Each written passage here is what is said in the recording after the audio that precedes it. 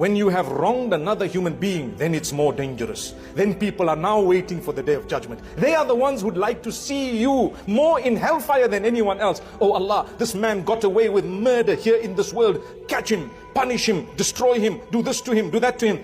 It's not good to make these du'as, but they come from a point of oppression where people have been wronged and justice is just not coming to them. So what else are they left with? They're left with calling out to Allah. Oh Allah. And that's why the hadith says, اتَّقِ دَعْوَةَ الْمَظْلُومِ فَإِنَّهُ لَيْسَ بَيْنَهَا وَبَيْنَ اللَّهِ حِجَابٍ. Be careful of the dua made against you by the one whom you have wronged, because there is no barrier between that dua and Allah. It's hitting you. Not today, after 5 years. When you see disaster, you might have made tawbah for everything else, but there is something outstanding between you and one who is not the most forgiving, most merciful. He is a human being. You better go to him and say, you know what, I'm sorry. Whatever I've done, please forgive me. It's good to say that sometimes. Put your pride, your tail between your legs, as they say.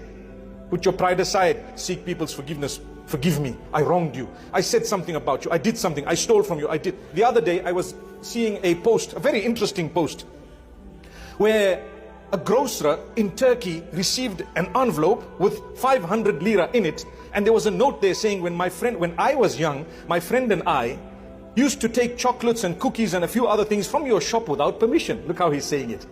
I've now grown old. I feel guilty. I'm paying for this. Subhanallah. Please forgive us.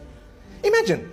The guy must have grown older. He's a businessman. Every time he passes the shop, he must be thinking, shucks, when I was young, I used to pinch from this guy. How do I go up to him and tell him, hey, you know what? The guy who owns half the buildings in the cities used to steal cookies from you. So he decided, let me put whatever excess amount in an envelope, put it in there with a note, seek forgiveness. Wallahi, kudos to that man. May Allah grant him good news. That requires a lot of goodness. Imagine going back to an uncle saying, you know what? I used to take first pops. You know what a first pop is, by the way? Without permission from the tuck shop. Subhanallah, years later. But that's because we fear the justice when it comes to having done something against another human, more than anything else. They may not forgive you. That's why when it's between you and another human, Allah Almighty will say the two of you sort it out. Or you get good deeds of yours given to him, or bad deeds of his coming to you, and you're in trouble. May Allah Almighty help us. This world is very short. Trust me, it is so short. It is not worth what it seems like it is. Allah calls it a deception. And Allah says, don't be deceived by this world. Allah says, don't be deceived by the devil. May Allah Almighty grant us goodness.